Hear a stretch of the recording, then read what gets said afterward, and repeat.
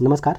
One दरोगा मुख्य परीक्षा के सिलेबस में दिए गए आज एक ऐसे चैप्टर की बात करने जा रहे हैं जो बहुत ही महत्वपूर्ण साबित होने वाला है या महत्वपूर्ण है। वो चैप्टर है मृदा और आर्द्रता संरक्षण। इस चैप्टर को कवर कराने के बाद अंत में हम लोग इस पे आधारित 65 से 67 प्रश्नों की जो संख्या है वो बहुविकल्पी के रूप में दिए गए हैं, उनको भी यहाँ पे देखते चलेंगे। तो अगर आप हमारे चैनल पे नए हैं तो चैनल को लाइक शेयर और सब्सक्राइब करना न भूलिएगा। तो चलिए देखते हैं इस चैप्टर पे आधारित कौन कौन से पॉइंट हैं जो एग्जाम में पूछे जाएंगे और किस तरह से क्वेश्चन पूछे जाते हैं उसको भी हम यहाँ पे समझाते चलेंगे। तो बिना देरी किए चलते हैं क्वेश्चन पे। मृदा या मिट्टी एक बहुमूल्य प्राकृतिक संसाधन है। मृदा शब्द की उत्पत्ति लैटिन भाषा के शब्द सोलम से हुई है जिसका अर्थ है फर्श। मिट्टी कृषि उत्पादकता को निर्धारित करती है। मिट्टी से ही मनुष्य को भोजन और महत्वपूर्ण कच्चे पदार्थ की प्राप्ति होती है। मिट्टी का छिछला आवरण और अनुउर्वरता विपन्न कृषि अर्थव्यवस्था को जन्म देती है।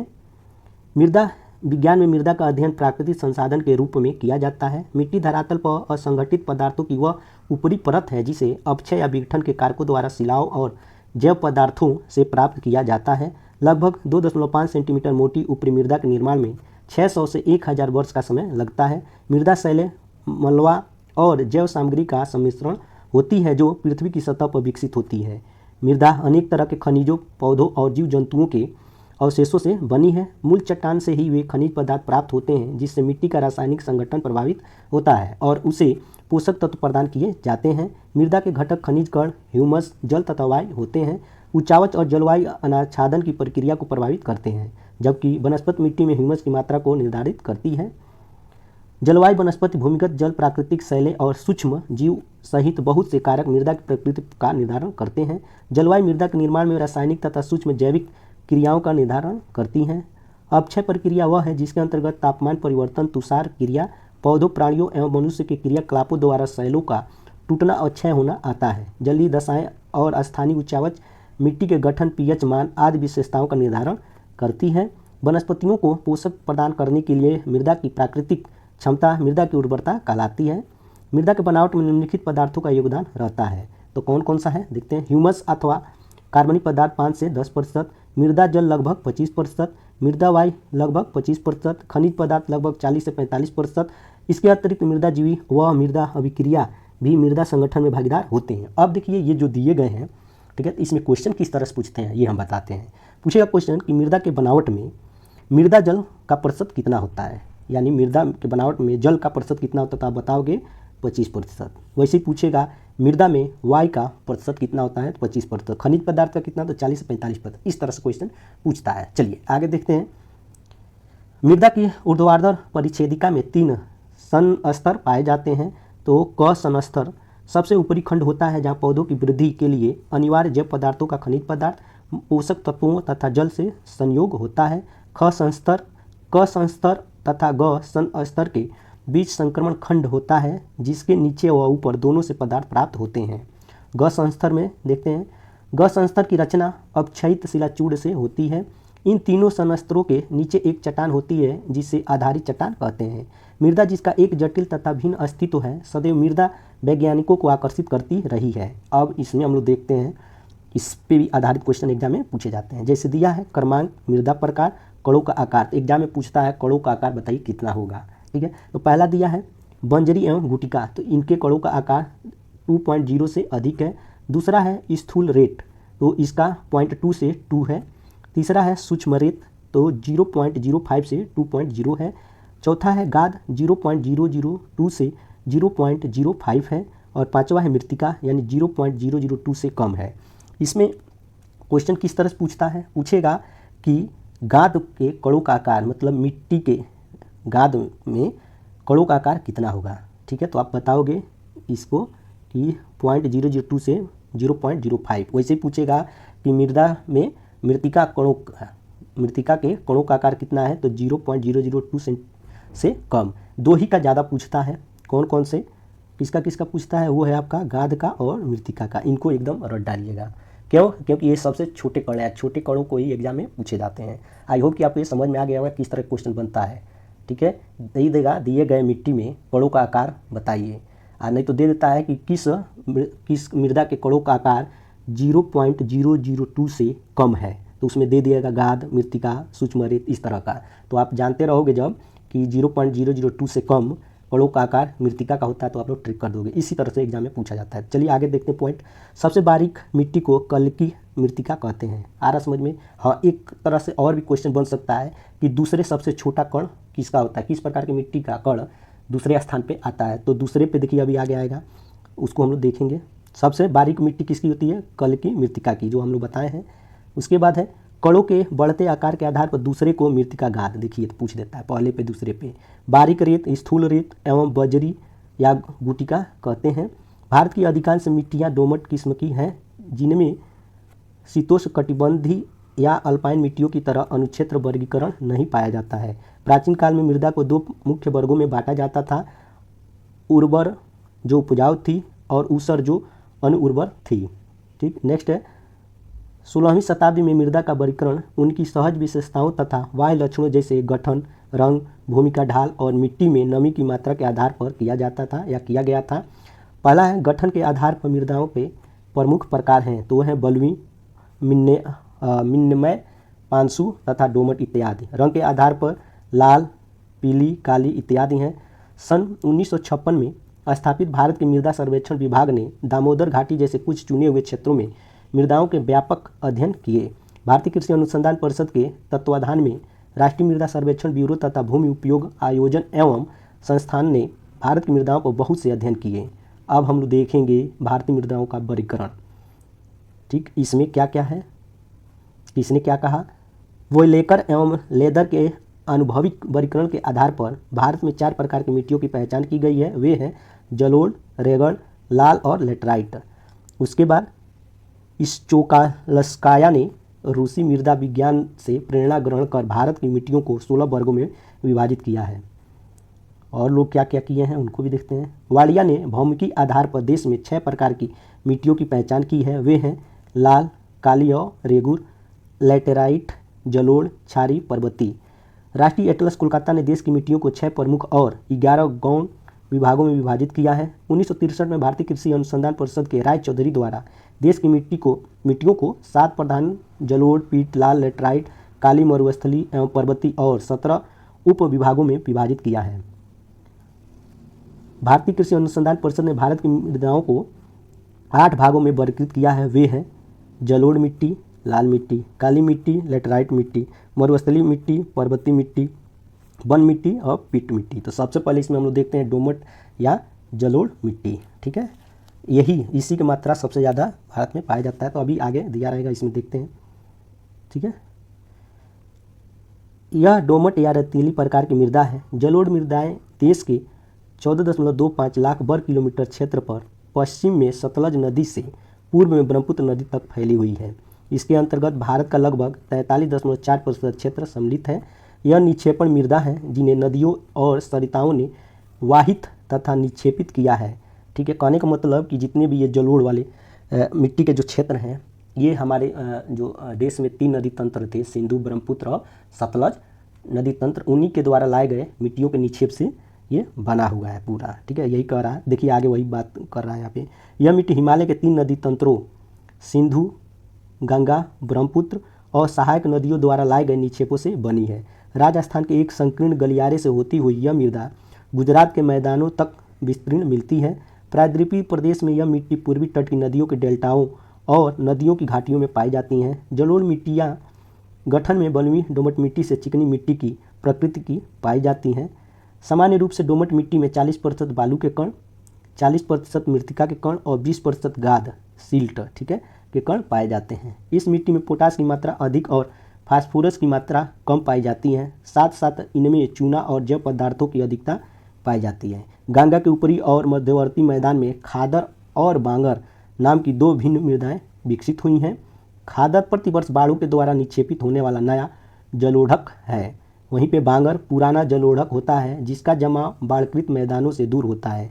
कहने का मतलब ये है, जहाँ बाढ़ की नदियाँ, ठीक है, अपना जल पहुँचाती हैं, यानी बाढ़ जहाँ तक पहुँचती है वो आपका खादर हो जाएगा, और जहाँ पे बाढ़ के जल नहीं पहुँच पाते हैं तो वो क्या हो जाता है, बांगर हो जाता है। ठीक है, देखिए खादर और बांगर मृदाओं में कैल्शियमी कंकड़ पाए जाते हैं। जलोढ़ मृदाओं का रंग हल्के धूसर से राख धूसर जैसा होता है। जलोढ़ मृदा का विस्तार पंजाब से असम तक के विशाल मैदानी भागों के साथ साथ नर्मदा, महानदी, ताप्ती, गोदावरी, कृष्णा और कावेरी नदी घाटियों में भी पाया जाता है। इस मिट्टी का निर्माण हिमालय तथा प्रायद्वीप से प्राप्त मलबा तथा अपसारी सागर द्वारा छोड़े गए गाद द्वारा हुआ है। जलोढ़ मिट्टी में चावल, गेहूं, गन्ना, जूट, कपास, मक्का, तिलहन, फल और साग सब्जियों की खेती की जाती है। जलोढ़ मिट्टी को 2 वर्गों में बांटा गया है। कौन कौन से हैं? पहला है नवीन जोड़ या खादर। यह मिट्टी नदी के बाढ़ के मैदानी क्षेत्रों में पाया जाता है। बाढ़ के दौरान मिट्टी की नई परत का जमा होता रहता है और मिट्टी की उर्वरता बनी रहती है। बाढ़ के समाप्त होने पर इस मिट्टी में रबी की फसलें पैदा की जाती हैं। अब दूसरा है प्राचीन जलोढ़, जिसको भांगर भी बोलते हैं। यह मिट्टी बाढ़ की पहुंच से दूर ऊंचाई पर पाई जाती है। इसका रंग पीला, रक्ताभ, भूरा होता है। लवणी और क्षारीय प्रस्फुटन के कारण इसमें रेह के जमाव देखे जाते हैं। इस मिट्टी में निर्मित उर्वरकों की जरूरत होती है। भांगर मिट्टी के निचले भाग में चावल और अन्यत्र गेहूं आदि फसलें उगाई जाती हैं। परिवहन कारक के आधार पर जलोढ़ मिट्टी को 2 उपविभाग किए जा सकते हैं। तो क है जल द्वारा निर्मित, इनके जलीय, सरोवरी और तटीय उपभाग किए जा सकते हैं। ख है वायु द्वारा निर्मित, इसमें लोयस और रेतीली मृदाएं आती हैं। अब नेक्स्ट पॉइंट है गोविंद रज्जन और दंत विश्वास ने जलोढ़ मिट्टियों को 4 उप विभागों में विभाजित किया है। तो वो कौन कौन से हैं देखते हैं। तटीय जलोढ़क, तटीय रेत, डेल्टाई जलोढ़क, गांगे जलोढ़क। अब अम्लीय तथा क्षारीय मृदा में अंतर जो होता है उसको देखेंगे। ठीक है, एक एक करके देखते चलते हैं। सबसे पहले अम्लीय मृदा में देखते हैं। अम्लीय मृदा का pH 7 से कम होता है। क्षारीय मृदा का pH 7 से अधिक होता है। दूसरा है अम्लीय मृदा में अम्लीय मृदा की उत्पत्ति अधिक वर्षा वाले स्थानों में होता है। क्षारीय मृदा की उत्पत्ति कम वर्षा के स्थानों में होता है। इनमें अंतर आप लोग देखते चलिएगा, समझते चलिएगा। ठीक, चूने का प्रयोग करने से अम्लीय मृदा के कणों से हाइड्रोजन आयन बाहर आते हैं और चूने के प्रयोग से क्षारीय मृदा से सोडियम आयन बाहर आते हैं। ठीक है, चलिए अब देखते हैं कि इससे संबंधित कौन से महत्वपूर्ण प्रश्न हैं जिनको एक बॉक्स में दिया है, उनको एक एक करके देखते चलेंगे। गंगा के मैदान की पुरानी कछारी मिट्टी कहलाती है, क्या कहलाती है? भांगर। ठीक, भारत में सबसे अधिक उपजाऊ मृदा है तो कौन सा? जलोढ़। जलोढ़ मृदा, इसी को हम लोग क्या बोलते हैं? दोमट मिट्टी भी बोलते हैं। तो ये देखते चलिएगा। ठीक है, नेक्स्ट है मिट्टी का कौन सा वर्ग भारत के सर्वाधिक क्षेत्र पर फैला है? तो वो है जलोढ़ मिट्टियाँ, जिसको मृदा मिट्टी भी कहते हैं। बोले हैं कि क्वेश्चन ऐसा पूछता है कि भारत के सर्वाधिक क्षेत्र पाए जाने वाले मिट्टी, तो जलोढ़ या दोमट मिट्टी होगा। किस मिट्टी का निर्माण हिमालय तथा प्रायद्वीप से प्राप्त मलबा तथा अपसारी सागर द्वारा छोड़े गए गाद द्वारा होता है? तो वो है जलोढ़ मिट्टी। ठीक, मृदा जनन के विभिन्न प्रक्रमों को सक्रिय बनाने में सबसे महत्वपूर्ण कारक है, तो जो कारक है वो है जलवायु। जलवायु कारक है। नेक्स्ट है कौन सी मिट्टी सदैव उर्वर बनी रहती है? तो है नवीन जलोढ़ या खादर। क्यों बनी रहती है? क्योंकि बाढ़ का पानी वहाँ तक पहुँचता रहता है, मतलब मिट्टी का स्थानांतरण होता रहता है। मृदा के निर्माण में किस खनिज पदार्थ की मात्रा सर्वाधिक होती है? तो है क्वार्टज। जलोढ़ मृदा में किन तत्वों की अधिकता होती है? तो पोटेशियम एवं चूना। सर्वाधिक उपजाऊ मिट्टी कौन सी होती है? तो जलोढ़, दोमट मिट्टी, अभी हम लोग बात की हैं। अम्लीय मिट्टी में किस आयन की अधिकता होती है? तो वो आपका है हाइड्रोजन आयन। इन सबको देखते चलिएगा, क्या है? Hydrogen ion. नेक्स्ट है जलोढ़ मृदाओं का रंग कैसा होता है? तो हल्के धूसर और राख धूसर। अब दूसरे प्रकार की जो मिट्टी है वो है लाल मिट्टी। ठीक, इसमें देखते हैं। भारत में इस मिट्टी का विस्तार लगभग 8.7 लाख वर्ग किलोमीटर एवं 26.8% क्षेत्र में है। इस मृदा का विकास आर्केन, ग्रेनाइट, नीस तथा कुड़प्पा एवं विंध्यन बेसिनों तथा धारवाड़ शैलों की अवसादी शैलों के ऊपर हुआ है। लाल मिट्टी का विकास दक्कन के पठार के पूर्वी तथा दक्षिणी हिस्से में कम वर्षा वाले ऐसे क्षेत्रों में हुआ है जहां रवेदार आग्नेय चट्टानें पाई जाती हैं।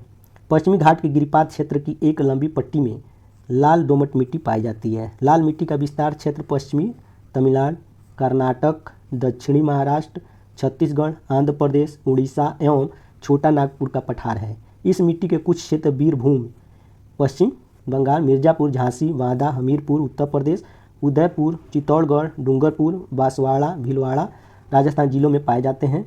इस मिट्टी का लाल रंग फेरिक ऑक्साइड की उपस्थिति के कारण होता है। किसके कारण? फेरिक ऑक्साइड की।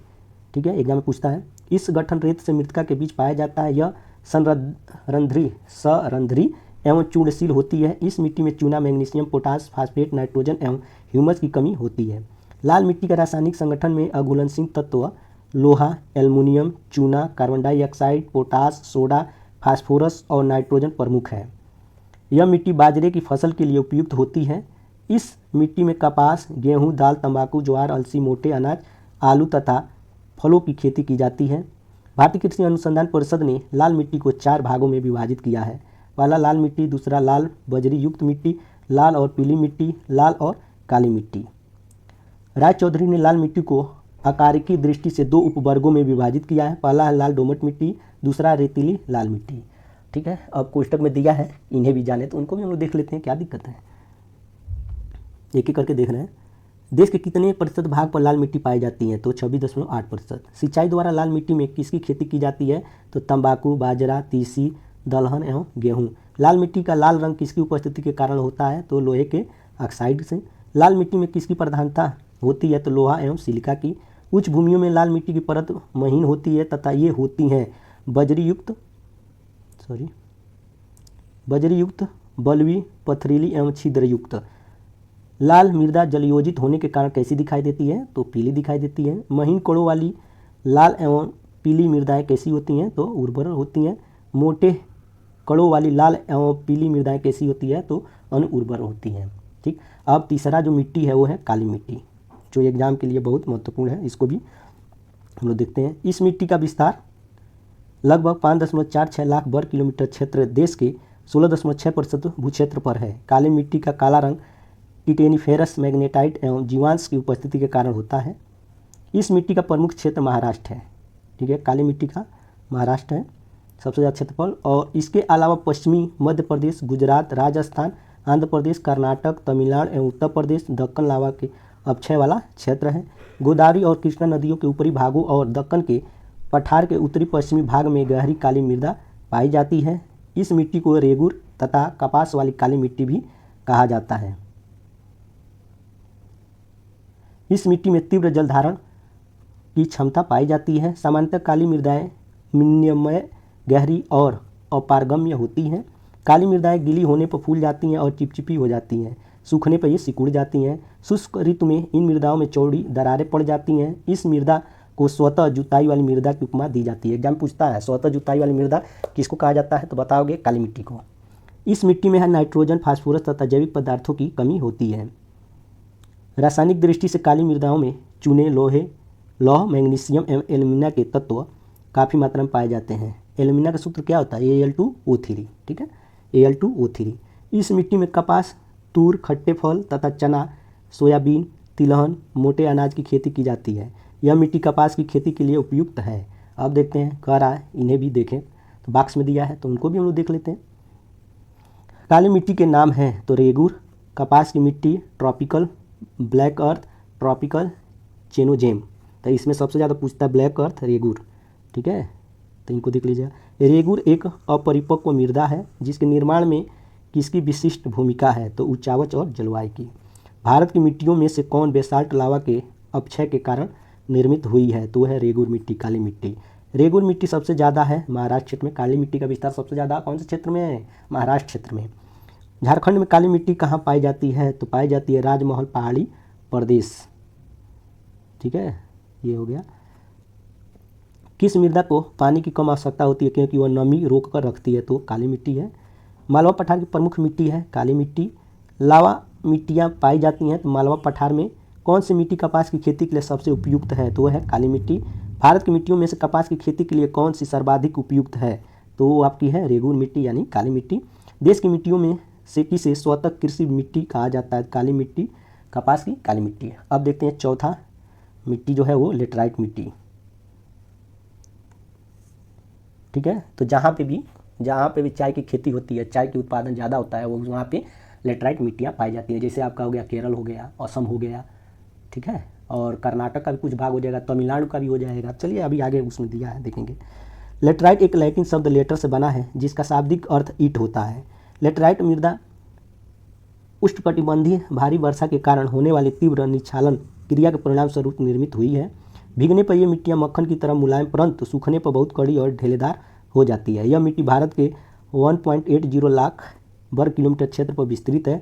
यह मिट्टी देश के 3.7% भू क्षेत्र पर है। इन मृदाओं में जैव पदार्थ सॉरी नाइट्रोजन, फास्फोरस और कैल्शियम की कमी होती है तथा लौह ऑक्साइड और पोटास की अधिकता होती है। देश में इस प्रकार की मृदा का सर्वाधिक क्षेत्रफल केरल, महाराष्ट्र एवं असम में पाया जाता है। तो अभी हम बताए हैं तमिलनाडु भी होता है, तमिलनाडु में भी, तो सबसे ज़्यादा केरल और असम में, ये याद रखिएगा, महाराष्ट्र में भी पाया जाता है।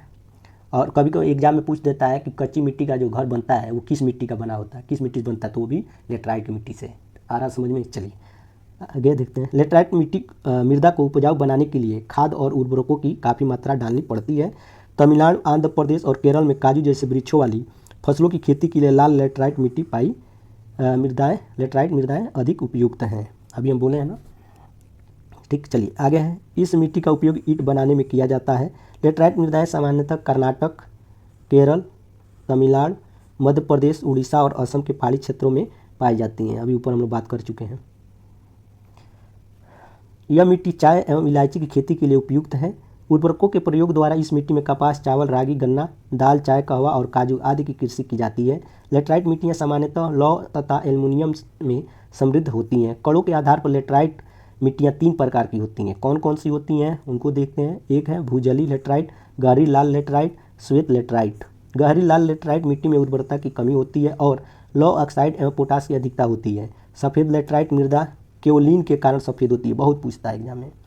लेटराइट मिट्टी का लाल रंग लोहे के ऑक्साइड के कारण होता है, तो सफ़ेद वाला पूछता है क्योंकि उसको याद करने की ज़रूरत पड़ती है। और लेटराइट मृदा का लाल रंग लोहे के ऑक्साइड है, लोहा पाया जाएगा तो लाल होगा।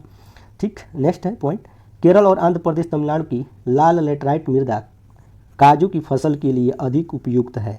लेटराइट मिट्टी का सह्याद्री, पूर्वी घाट, राजमहल की पहाड़ियाँ, सतपुड़ा और विंध्य पहाड़ियों की शिखरों पर इसका पर्याप्त विकास देखा गया है। ठीक है, तो जैसे अब प्रायद्वीपीय भारत का मैप कैसे बनेगा, देखिए ऐसे होगा। ठीक है, तो ये जो आपका पूर्वी, ये पश्चिमी भाग है पूरा, ये पश्चिमी भाग है और ये है पूर्वी भाग। तो पूर्वी जो घाट है, भाग का है, तो ये पूर्वी घाट, ये पश्चिमी घाट। तो जो पूर्वी घाट है पूरा ना, वहाँ पे क्या पाया जाता है, ये लेटराइट मिट्टी पाई जाती है।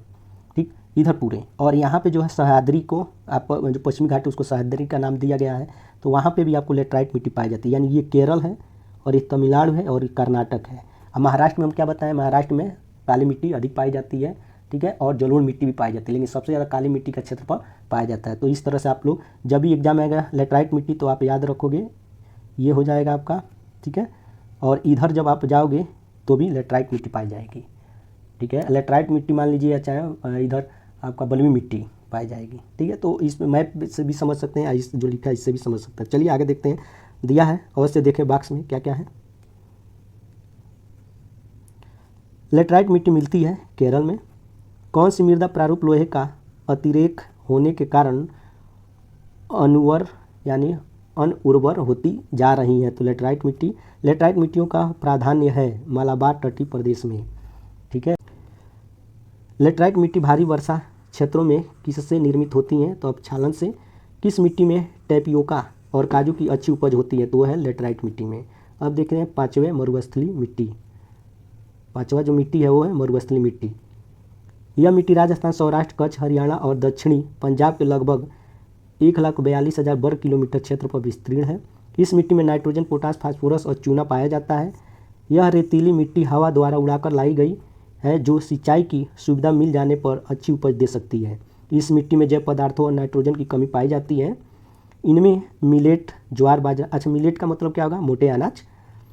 मिलेट, ज्वार, बाजरा, मोटे अनाज, रागी और तिलहन की खेती की जाती है।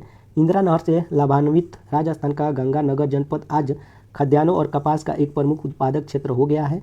इनमें घुलनशील लवणों का प्रतिशत अधिक पाया जाता है, जबकि नमी और ह्यूमस की मात्रा कम होती है। मरुस्थलीय मिट्टियों को 2 उपवर्गों में बांटा गया है, तो कौन कौन से हैं? वो है रिगोसोलिक और लिथोसोलिक। अब देखते हैं बॉक्स में फिर आ गया, इन्हें भी जाने, तो इनको भी हम लोग देख लेते हैं। मरुस्थलीय मिट्टियों का विकास किन जलवायु दशाओं में हुआ है? तो शुष्क और अर्धशुष्क। मरुस्थलीय मिट्टियाँ कैसी हैं? तो रेतीली, बजरी युक्त। मरुस्थलीय मिट्टियों का क्षेत्र विस्तार है, तो राजस्थान, सौराष्ट्र, कच्छ, हरियाणा और दक्षिणी पंजाब। ठीक है, अभी हम लोग बात करेंगे आगे। मरुस्थलीय मिट्टी में किसका प्रतिशत अधिक पाया जाता है? तो वो है घुलनशील लवणों और फास्फोरस, इनका पाया जाता है। चलिए अब छठा है पर्वतीय मिट्टी। ठीक, इस मिट्टी को वनी मृदा भी कहा जाता है। यह हिमालय क्षेत्र की घाटियों और ढालों पर 2700 मीटर से 3000 मीटर के ऊंचाई के भागों में पाई जाती हैं। इसका विस्तार 2.85 लाख वर्ग किलोमीटर क्षेत्र में विस्तीर्ण है। यह मिट्टी पाटजोल, असम, दार्जिलिंग, उत्तराखंड, हिमाचल प्रदेश, जम्मू कश्मीर और लद्दाख में सामान्य ऊंचाई पर देवदार, चीड़ और नीला पाइन के क्षेत्रों में पाई जाती है। इसमें नाइट्रोजन तथा ह्यूमस काफ़ी मात्रा में पाई जाती है। इस मिट्टी में पोटास, चूना तथा फास्फोरस का अभाव मिलता है। इस मिट्टी में सेब, नाशपाती और आलूचा आदि फलों के वृक्ष पाए जाते हैं तथा चाय और केसर की खेती की जाती है। यह मिट्टी अम्लीय होती है। उच्च स्थानों की मिट्टी को वनावरण, शिलाओं, ढाल और वर्षा के आधार पर भूरी मिट्टी, लाल मिट्टी, रेंडजीना एवं गले आदि वर्गों में बांटा गया है। फिर से आ गया बॉक्स में, इन्हें भी देखें तो चलिए देख लेते हैं। पर्वतीय मृदाएं होती हैं अम्लीय और कम ह्यूमस वाली। निचली घाटियों में पाई जाने वाली मृदाएं कैसी होती हैं तो उर्वरा। और पर्वतीय मृदाओं का स्वभाव कैसा होता है तो अम्लीय होता है। पर्वतीय मृदा में किसकी प्रचुरता होती है तो जीवांश की। और पर्वतीय मिट्टियों का रंग किस प्रकार की होती है तो गहरे भूरे रंग की। अब 7वें मिट्टी आ गई, वन मिट्टी। इसमें भी हम लोग देखेंगे। इस तरह की मिट्टी हिमालय के शंकुधारी वन क्षेत्रों में 3000 मीटर से 3100 मीटर के बीच पाई जाती है। यह मिट्टी वनी क्षेत्रों में, पूर्वी घाट और तराई क्षेत्रों में पाई जाती है। वनी क्षेत्रों का धरातल पेड़ पौधों की पत्तियों आदि से ढका होता है। इनमें सड़ने गलने से ऊपरी भाग में मिट्टी का रंग काला होता है, जो नीचे की ओर धूसर भूरा और धूसर लाल रंग का होता है। इस मिट्टी में पोटास, फास्फोरस और चूने की कमी पाई जाती है। इसमें चाय, कहवा, मसाले, गेहूँ, चावल, मक्का, जौ आदि का उत्पादन किया जाता है। 8वां है पीट मिट्टी। यह मिट्टी आर्द्र क्षेत्रों में पर्याप्त मात्रा में पाई जाती है। ये मिट्टियाँ वर्षा ऋतु में जल में डूबी रहती हैं और बाद में इस मिट्टी में चावल की खेती की जाती है। यह मिट्टी काली, भारी और अम्लीय होती है। इसमें जैव पदार्थ और लवण की अधिकता एवं फास्फोरस और पोटास की कमी पाई जाती है। पीट मिट्टी कभी कभी फेरस और एल्युमिनियम सल्फेट की अधिकता के कारण जहरीली हो जाती है। इस मिट्टी का निर्माण केरल तथा तमिलनाडु के आर्द्र प्रदेशों में होती है। अन्य मिट्टियाँ हैं उनको भी देख लेते हैं। इनमें है अन्य मिट्टियों में दलदली मिट्टी। निम्न क्षेत्रों में जलाक्रांति और अवायु दशाओं में इस मिट्टी का निर्माण होता है। यह अम्लीय मृदा है। फेरन आयरन होने के कारण इसका रंग नीला होता है। इसमें कार्बनिक पदार्थ की मात्रा 40 से 50% होती है। दलदली मिट्टी उड़ीसा तट, सुंदरबन, तमिलनाडु के तटीय क्षेत्रों, उत्तरी बिहार के मध्यवर्ती भाग और उत्तराखंड के अल्मोड़ा जिले में पाई जाती है। इस मिट्टी में धान उगाया जाता है। शुष्क मिट्टी दूसरा है, इसमें शुष्क मिट्टी। यह मिट्टी लाल तथा किशमिशी प्रकार की होती है। इस मिट्टी में नमी और ह्यूमस की मात्रा कम होती है। सिंचाई किए जाने पर इस मिट्टी में पौधे की निरंतर वृद्धि के लिए पर्याप्त नमी बनी रहती है। यह मिट्टी विशिष्ट शुष्क स्थलाकृति वाले पश्चिमी राजस्थान में विकसित हुई है। अब देखते हैं तराई मिट्टी। इस मिट्टी का निर्माण शिवालिक पहाड़ियों से प्राप्त अपर्दित पदार्थों के निक्षेपण से होता है। गेहूँ, चावल, गन्ना उत्पादन के लिए यह मिट्टी उपयुक्त है। यह मिट्टी हिमालय के गिरिपथ के सहारे पंजाब, उत्तर प्रदेश, बिहार एवं पश्चिम बंगाल राज्यों में विस्तीर्ण है। लवणी मिट्टी या क्षारीय मिट्टी। यह मिट्टी 68,000 वर्ग किलोमीटर क्षेत्र में फैली हुई है। इस मिट्टी को ऊसर, रेह, राकर, कलर, चोपन, कर्ल एवं धूर आदि नामों से जाना जाता है। नहर से सिंचित क्षेत्रों में ऐसी मिट्टियों का विस्तार बढ़ रहा है। यह मिट्टी पंजाब, हरियाणा, बिहार, उत्तर प्रदेश एवं महाराष्ट्र राज्यों के शुष्क क्षेत्रों में पाई जाती हैं। इसमें नाइट्रोजन और चूने की कमी पाई जाती है। इस मिट्टी में चावल, गेहूँ, कपास, गन्ना, तंबाकू आदि फसलों की खेती की जाती है। बरसीम, चावल और गन्ने की खेती करके लवणी मिट्टी को सुधारा जा सकता है, क्योंकि ये फसलें लवणारोधी है। अब आ गया कंकाली मिट्टी। यह अप्रोण मिट्टी है। यह मिट्टी लद्दाख की शैल चट्टानों और विंध्य बलुआ पत्थर के ऊपर पाई जाती है। कंकाली मिट्टी में मोटे अनाज की कृषि की जाती है। अब बात करेंगे, पॉइंट आ गया मृदा अपरदन। नेक्स्ट इसमें देखेंगे, जल, वायु आदि द्वारा मिट्टी के ऊपरी आवरण के क्रमिक अपनयन को मृदा अपरदन कहते हैं। यह एक भौतिक क्रिया है। ऐसा स्थान जहां मूसलाधार वर्षा होती है वहां पर मृदा अपरदन की गंभीर समस्याएं बनी रहती हैं। देश का लगभग 175 मिलियन हेक्टेयर या देश के संपूर्ण क्षेत्रफल का 53% क्षेत्र मृदा अपरदन की समस्याओं से ग्रसित है। मृदा अपरदन के परिणाम के आधार पर इसे दो प्रमुख वर्गों में विभक्त किया जा सकता है। पहला है सामान्य मृदा अपरदन, जिसमें अपरदन की गति मृदा निर्माण प्रक्रिया में धीमी होती है। और दूसरा है विध्वंसक मृदा अपरदन। इसमें अपरदन की गति मृदा निर्माण में तेज होती है। अब अपरदन के अभिकर्ताओं में जल, वायु और समुद्री लहरें प्रमुख हैं। भारत में जल द्वारा मृदा अपरदन बहुत प्रभावशाली है। इसके 3 प्रकार परत अपरदन, नदी का अपरदन और अवनालिका अपरदन। परत अपरदन समतल भूमियों पर मूसलाधार वर्षा के बाद होता है। इसमें मिट्टी की सूक्ष्म और अधिक उर्वर ऊपरी परत हट जाती है। अवनालिका अपरदन सामान्यतः तीव्र ढालों पर होता है। जिस प्रदेश में अवनालिकाएँ अथवा बीहड़ अधिक संख्या में होते हैं उसे उत्खात भूमि स्थलाकृत कहा जाता है। और ये उत्तर प्रदेश में कहाँ है आपका, इटावा, मथुरा, ये क्षेत्रों में पाया जाता है अवनालिका या बीहड़। चंबल नदी की द्रोणी में बीहड़ बहुत विस्तृत है। तमिलनाडु और पश्चिम बंगाल में भी बीहड़ पाए जाते हैं। देश की लगभग 8,000 हेक्टेयर भूमि प्रतिवर्ष बीहड़ में परिवर्तित हो जाती हैं। भारत में चंबल घाटी क्षेत्र में खोह खड्डों का निर्माण अवनालिका अपरदन के कारण हुआ है। वर्षा की बूंदों के आघात से मृदा कणों के पृथक्करण को बौछार, आस्फाल या बूंदाघात अपरदन के नाम से भी जाना जाता है। भारत में मृदा अपरदन से सबसे अधिक प्रभावित क्षेत्र निम्नलिखित है। तो पहला है चंबल और यमुना नदियों का उत्खात भूमि क्षेत्र। दूसरा है पश्चिमी हिमालय या शिवालिक पहाड़ियों के गिरिपदीय क्षेत्र, छोटा नागपुर का पठार। चौथा है ताप्ती से साबरमती घाटी तक का क्षेत्र, गुजरात में है। हरियाणा, राजस्थान, गुजरात के शुष्क क्षेत्र। और अंतिम है महाराष्ट्र का रेगड़ मिट्टी वाला क्षेत्र। मृदा अपरदन भारतीय कृषि के लिए गंभीर समस्या है। नदी की घाटियों में अपरिदित पदार्थों के जमा होने से उनकी जल प्रवाह क्षमता घट जाती है, जिससे बाढ़ की स्थिति उपस्थित हो जाती है। उत्तर प्रदेश में आगरा, इटावा, जालौन और मथुरा जिलों में चंबल और यमुना नदियों के कछार में अवनालिका अपरदन से विस्तृत क्षेत्र बीहड़ों में परिवर्तित हो गया है। मध्य प्रदेश में चंबल और अन्य नदियों द्वारा अवनालिका अपरदन के कारण मुरैना, भिंड एवं ग्वालियर जिलों में 4,19,000 हेक्टेयर की अधिकतर भूमि बीहड़ और बंजर हो गई है। वनोन्मूलन मृदा अपरदन के प्रमुख कारणों में से एक है। वृक्षों की जड़ें मृदा को बांध रखकर अपरदन को रोकती है। भारत के सिंचित क्षेत्रों में कृषि योग्य भूमि का बहुत बड़ा क्षेत्र अत्यधिक सिंचाई के प्रभाव से लवणीय होता जा रहा है। मृदा के निचले स्तरों में जमा हुआ नमक धरातल के ऊपर आकर उर्वरता को नष्ट कर देता है। उत्तर पूर्व और मध्य भारत के झूम कृषि क्षेत्रों में निवर्णीकरण और मृदा अपरदन प्रमुख समस्याएं बन गई हैं। इससे प्रतिवर्ष लगभग 15 लाख हेक्टेयर वन विनष्ट हो रहा है। वायु अपरदन का क्षेत्र राजस्थान सीमा समीपवर्ती राज्यों तक सीमित है, परंतु मरुस्थल का प्रसरण एक चिंता की बात है। राजस्थान के समीपवर्ती राज्यों हरियाणा, पंजाब, उत्तर प्रदेश, मध्य प्रदेश एवं गुजरात के कृषि क्षेत्रों की उर्वरता प्रभावित हो रही है। पिछली शताब्दी के दौरान मरुस्थल के प्रत्येक वर्ग किलोमीटर क्षेत्र से लगभग 8 मिलियन टन मिट्टी वायु द्वारा उड़ा ली गई है। भारत की कुल भूमि का लगभग आधा भाग किसी न किसी मात्रा में मृदा अवकर्षण से प्रभावित है। भारतीय मृदा की जो समस्या है उनको देखते हैं। हेडिंग है भारतीय मृदा की समस्याएं। भारतीय मृदा की समस्याएं निम्नलिखित हैं। कौन कौन से हैं? पहला है मृदा अपरदन, उर्वरता की कमी, मरुस्थलीकरण। चौथा है जलमग्नता, अम्लीयता, लवणीयता, क्षारीयता, बंजर भूमि, नगरीकरण, परिवहन विकास, मानवीय हस्तक्षेप। अब कारण क्या है मृदा अपरदन के, उसको देख लेते हैं। हेडिंग है मृदा अपरदन के कारण। तो मृदा अपरदन के निम्नलिखित कारण हैं, वो हैं वनोन्मूलन, अत्यधिक पशुचारण, झूम कृषि, अवैज्ञानिक कृषि पद्धति, परिवहन संचार साधनों द्वारा प्राकृतिक अपवाह का अपवर्तन, अवरोध और गलत तरीके से खनन आदि। मानव ने मृदा अपरदन की प्रक्रिया को बढ़ाने में प्रमुख भूमिका निभाई है। अब देखते हैं। हेडिंग है मृदा या आर्द्रता संरक्षण। मानव द्वारा मृदा अपरदन को रोका जा सकता है। मृदा अपरदन मानव की दोषपूर्ण पद्धतियों द्वारा बढ़ता है।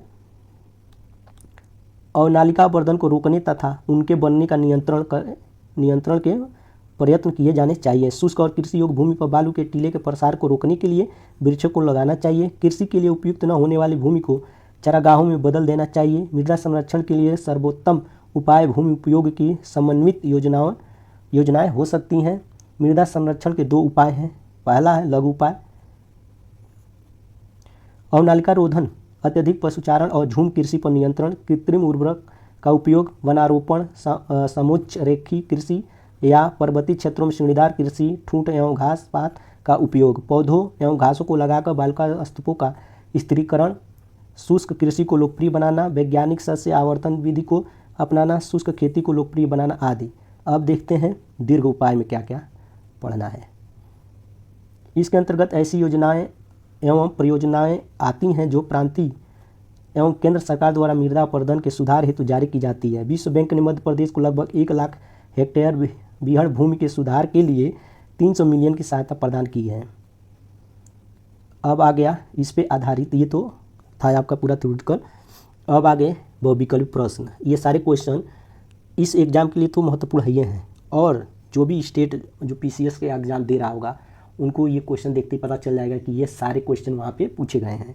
तो ये इसमें सिलेक्शन पाना बहुत आसान है। जो पीसीएस की तैयारी कर रहा होगा स्टेट लेवल की, वो आराम से इसको एग्ज़ाम जो है वन दरोगा का वो निकाल लेगा। ठीक है, अगर जो नहीं पीसीएस तैयारी किया तो इस चैप्टर को ठीक से पढ़ लेगा तो भी हो सकता है। तो चलिए हम सबसे पहले देखते हैं इनके बहुविकल्पी प्रश्नों को। पहला प्रश्न है, भारत की निम्नलिखित मिट्टियों में से कपास की मिट्टी के लिए कौन सी सर्वाधिक उपयुक्त है?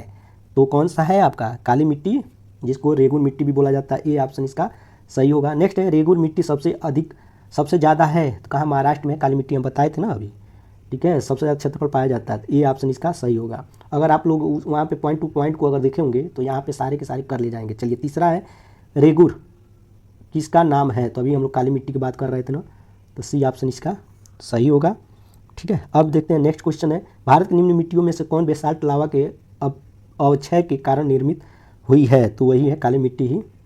ठीक है, अब देखते हैं पांचवा, काली मिट्टी कपास की कृषि के लिए उपयुक्त होती है, कथन दिया है ना, पहला ये हो गया। कारण इसका आर है, उसमें नाइट्रोजन तथा जैव पदार्थ प्रचुर मात्रा में पाए जाते हैं। ठीक है, तो इसमें देखिए जो ये है ना, काली मिट्टी कपास की कृषि के लिए उपयुक्त होती हैं, तो सही है, लेकिन इसमें नाइट्रोजन तथा जैव पदार्थ प्रचुर मात्रा में पाए जाते हैं, तो ये गलत है। कथन सही है और कारण गलत है। तो देखते हैं कहाँ है इसके। तो यहाँ आप देख रहे हैं सी वाला ये सही है, परंतु आर जो कारण था वो गलत है। तो सी ऑप्शन इसका सही होगा। नेक्स्ट है छठा, दक्षिणी टैप की रेगन मिट्टियाँ काली होती हैं, इनमें ह्यूमस प्रचुर मात्रा में होता है। तो अब कथन और कारण दोनों देखते हैं कि कौन सा सही होगा। तो यहाँ पे हम लोग देख रहे हैं दक्षिणी टैप की रेगन मिट्टियाँ काली होती हैं, तो एकदम सही है ये। ठीक, और कारण है इनमें ह्यूमस प्रचुर मात्रा में होता है, तो ये गलत है, यानी कारण जो है गलत है। तो सी ऑप्शन इसमें भी सही होगा। यहाँ पे जैसा दिख रहा है कि ये सही है किंतु आर गलत है। अब देखते हैं नेक्स्ट क्वेश्चन, काली मिट्टी कपास की खेती के लिए उपयुक्त है। तो अभी हम लोग इसके पहले भी देखे थे, सही है ये बात। ठीक, अब कारण है इनमें जैव तत्व प्रचुर मात्रा में होती है, तो क्या है? गलत है। तो इस तरह से फिर से सी वाला ही क्या होगा? सही होगा। चलिए देखते हैं नेक्स्ट क्वेश्चन, देश की निम्नलिखित मिट्टियों में से किसे स्वतः कृषि मिट्टी कहा जाता है? तो कपास की काली मिट्टी को। ठीक, सी ऑप्शन इसका सही होगा। नेक्स्ट है, किस मृदा को सिंचाई की कम आवश्यकता होती है क्योंकि वह नमी रोक कर रखती है? वो कौन सी है? तो है आपकी काली मिट्टी। बी ऑप्शन इसका सही होगा। अब देखते हैं नेक्स्ट क्वेश्चन कौन सा है, मालवा पठार की प्रमुख मिट्टी है, तो कौन सा है? काली मिट्टी। ए ऑप्शन इसका सही होगा। नेक्स्ट है, लावा मिट्टियाँ पाई जाती हैं, तो कहाँ पाई जाती हैं? वो है मालवा पठार में। सी ऑप्शन इसका सही होगा। नेक्स्ट क्वेश्चन है, कौन सी मिट्टी कपास की खेती के लिए सबसे उपयुक्त होती है? तो वो है आपका काली मिट्टी। ये नेक्स्ट है, भारत में निम्नलिखित में से कौन सा मृदा प्रारूप लोहे का अतिरेक होने के कारण अनउर्वर होता जा रहा है? तो वो आपका लेटराइट मिट्टी। D option. नेक्स्ट है, निम्नलिखित कथनों में कौन लेटराइट मिट्टियों के लिए सही नहीं है? तो जो सही नहीं है उनको हम लोग देखते हैं। वे आर्द्र अपक्षालित प्रदेशों की मिट्टियाँ हैं, तो ये तो सही है। वे बहुत ही अपक्षालित मिट्टियाँ हैं, ये भी सही है। उनकी उर्वरता कम होती है, ये भी सही है। इनमें चूना प्रचुर मात्रा में पाया जाता है, तो ये गलत है। तो इसका जवाब हम देख रहे हैं डी ऑप्शन वही सही होगा, क्योंकि कह रहा है सही नहीं है, उसी को यहाँ पे चूज करना है। नेक्स्ट है, लेटराइट मिट्टियों का प्राधान्य है, तो मालाबार तटीय प्रदेश में। ठीक है, ये आपका डी ऑप्शन हो गया। अब है नेक्स्ट, पश्चिम बंगाल की तुलना में आंध्र प्रदेश के शुद्ध रोपित क्षेत्र की उसके कुल क्षेत्रफल में प्रतिशत कम है, तो कथन था। कारण देखते हैं, अधिकांश आंध्र प्रदेश की मृदा मखरल लेटराइट प्रकार की हैं। तो इसमें हम जब देख रहे हैं जो इसका कथन है वो सही है और जो कारण है वो गलत है। तो इस तरह से हम लोग बढ़ते हैं आगे और सी ऑप्शन देखते हैं, वही क्या होगा? सही होगा। ये सही है किंतु आर जो उसका कारण है वो गलत है। याद देख लीजिए, कथन सही है और कारण। ठीक, नेक्स्ट है, भारत की लेटराइट मिट्टियों के बारे में निम्नलिखित में से कौन से कथन सही हैं? तो जो कथन सही है उसी का यहाँ पे बात करेंगे हम लोग। देखते हैं, वे साधारण लाल रंग की होती हैं, तो सही है ये। ठीक, वे नाइट्रोजन और पोटास से समृद्ध होती हैं, तो गलत है। उनका राजस्थान और उत्तर प्रदेश में अच्छा विकास हुआ, तो गलत है। लेटराइट मिट्टियाँ कहाँ पाई जाती हैं? आपका केरल में पाई जाती हैं। ठीक, उधर से कुछ लेना ही देना नहीं है। अब देखते हैं नेक्स्ट है, इन मिट्टियों में टेपियोका और काजू की अच्छी उपज होती है, तो ये सही है। ठीक, तो देखते हैं 1 और 4 वाला ऑप्शन कौन सा है? तो 1 और 4 वाला सी है, तो सी ऑप्शन यहाँ पे हम क्या करेंगे? सही मानेंगे। लेटराइट मिट्टी पाई जाती हैं, तो कहाँ पाई जाती हैं? अभी हम लोग बात किए थे, कहाँ पाई जाती हैं? महाराष्ट्र में। सी ऑप्शन इसका डी ऑप्शन इसका सही होगा। ठीक है, चलिए नेक्स्ट है, निम्नलिखित में से किस प्रकार की मृदा की जल धारण क्षमता सबसे कम होती है? तो आपका है बलुई मिट्टी, ये ऑप्शन। नेक्स्ट है, गंगा के मैदान की पुरानी कछारी मिट्टी को बोला जाता है खादर, खादर बोला जाता है, बांगर, बांगर बोला जाता है। नई जो मिट्टी होगी उसको खादर बोलेंगे। ठीक, चलिए नेक्स्ट है, भारत में सबसे बड़ा मिट्टी का वर्ग है, तो कौन सा है? कछारी मिट्टी का, यानी डी ऑप्शन सही होगा। नेक्स्ट है, भारत में सबसे अधिक उपजाऊ मृदा कौन सी है? तो वो है जलोढ़ मिट्टी, जिसको हम लोग क्या बोलते हैं? दोमट मिट्टी भी बोलते हैं। नेक्स्ट है, डुमटी, लोम मिट्टी में मिट्टी का कौन सा कण मिलता है? तो कौन सा मिलता है? सभी प्रकार के कण जितने भी दिए हैं, बालू कण, चिकना, पांसु कण, सभी प्रकार के। डी ऑप्शन इसका सही होगा। नेक्स्ट है, भूमि की उर्वरता बढ़ाने के लिए निम्न में से कौन सी फसल उगाई जाती है? तो सी वाला ऑप्शन सही होगा, उड़द। नेक्स्ट है, निम्नलिखित में से कौन सी फसल मृदा को नाइट्रोजन से भरपूर कर देती है? तो कौन सा होगा? मटर होगी ना, दलहनी फसल तो उगाई जाती है। चलिए नेक्स्ट है, पश्चिमी राजस्थान की मिट्टी में किसकी अधिक मात्रा है, यानी किसकी मात्रा अधिक है? तो वो आपका हो जाएगा कैल्शियम की। ठीक है। नेक्स्ट है, निम्नलिखित में से किस कण का व्यास 0.002 मिलीमीटर से कम होता है? अभी हम लोग वहाँ पे हम बताए थे कि इसी तरह का क्वेश्चन पूछता है, तो बताइए कौन सा सही होगा? मृत्तिका की सबसे ये महीन कण होता है, उसके बाद कौन सा होता है? गाद होता है। ठीक, चलिए पूछ देता है एग्जाम में। पौधों को सबसे अधिक पानी किस मिट्टी में मिलता है? किस मिट्टी में मिलता है? वो है आपका चिकनी मिट्टी, ये ऑप्शन इसका सही होगा। नेक्स्ट है, कथन दिया हिमालय की मिट्टियों में ह्यूमस प्रचुर मात्रा में पाया जाता है, तो ये आपका क्या है? गलत है। ठीक, हिमालय में सर्वाधिक क्षेत्र वनाच्छादित है, तो ये सही है। तो इस तरह से ये जो इसका कथन है वो गलत है, कारण सही है। ये गलत और आर सही, तो देखते हैं कौन सा सही होगा? डी वाला, ये गलत किंतु आर सही। देखते हैं नेक्स्ट है, भारतीय मृदाओं में जिस सूक्ष्म तत्व की सर्वाधिक कमी है वह है जस्ता, डी ऑप्शन इसका सही होगा। नेक्स्ट है, भारत के कुछ भागों में यात्रा करते हुए आप देखेंगे कि कहीं कहीं लाल मिट्टी पाई जाती है। मिट्टी के इस रंग का प्रमुख कारण क्या है? तो फेरिक ऑक्साइड की विद्यमानता, फेरिक ऑक्साइड की ज़्यादा उपस्थिति है। नेक्स्ट है, निम्नलिखित में से कौन सी मिट्टी चाय बागानों के लिए उपयुक्त है? तो कौन सा है? अम्लीय है। ठीक, चलिए अब देखते हैं नेक्स्ट है, मृदा का लवणीभवन मृदा में एकत्रित सिंचित जल के वाष्पीकृत होने से पीछे छूटे नमक और खनिजों से उत्पन्न होता है। सिंचित भूमि का पर लवणीभवन का क्या प्रभाव पड़ता है? तो वो है आपका, यह कुछ मृदाओं का अपारगम्य बना देता, बी ऑप्शन, यह कुछ मृदाओं को अपारगम्य बना देता है। नेक्स्ट है, भारत में लवणीय मृदा का सर्वाधिक क्षेत्रफल है, तो कहाँ है आपका? गुजरात में है, जो सी ऑप्शन होगा वो सही होगा। ठीक, नेक्स्ट है, सामान्य फसलें उगाने के लिए उर्वर भूमि का पीएच मान कितना होने की संभावना है? तो 6 से 7, सी ऑप्शन इसका सही होगा। अब देखते हैं नेक्स्ट, भारत में सर्वाधिक क्षारीय क्षेत्र पाया जाता है, तो कहाँ पाया जाता है? उत्तर प्रदेश राज्य में, ये एकदम आप लोग याद रखिएगा। ठीक, किसका उपयोग मिट्टी की लवणता एवं क्षारीयता की समस्या का दीर्घकालीन हल है? तो है जिप्सम, यानी जिप्सम को मिला के हम लोग लवणता और क्षारीयता को कम किया जा सकता है। नेक्स्ट है, मिट्टी में खारापन और क्षारीयता की समस्या का समाधान है, तो क्या है? वो खेतों में जिप्सम का उपयोग करके। अगर यहीं पे अम्ली कह देगा तो आप लोग क्या कहोगे? अम्ली का हो जाएगा चूना का प्रयोग करके। ठीक है। नेक्स्ट है, तेजाबी मिट्टी को कृषि योग्य बनाने हेतु तो निम्नलिखित में से किसका उपयोग किया जा सकता है? तो जिसका उपयोग किया जा सकता है वो जिप्सम है। ठीक है, सॉरी यहाँ पे लाइम होगा, ये नहीं होगा, लाइम होगा, ये ऑप्शन इसका सही होगा। ठीक, चलिए नेक्स्ट है, मृदा अपरदन रोका जा सकता है, तो किससे रोका जा सकता है? वनारोपण द्वारा।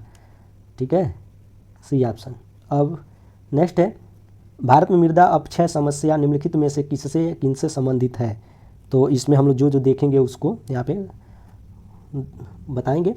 वेदिका कृषि, वनो उन्मूलन, उष्णकटिबंधीय जलवायु, तो इसका जो दूसरा होगा ना वही सही होगा। देखते हैं ऑप्शन में दूसरा है कि नहीं। देखिए जो बी ऑप्शन है केवल 2 वाला वो सही होगा। नेक्स्ट है, मृदा संरक्षण के संदर्भ में निम्नलिखित प्रचलित पद्धतियों पर विचार कीजिए, तो विचार कर रहे हैं।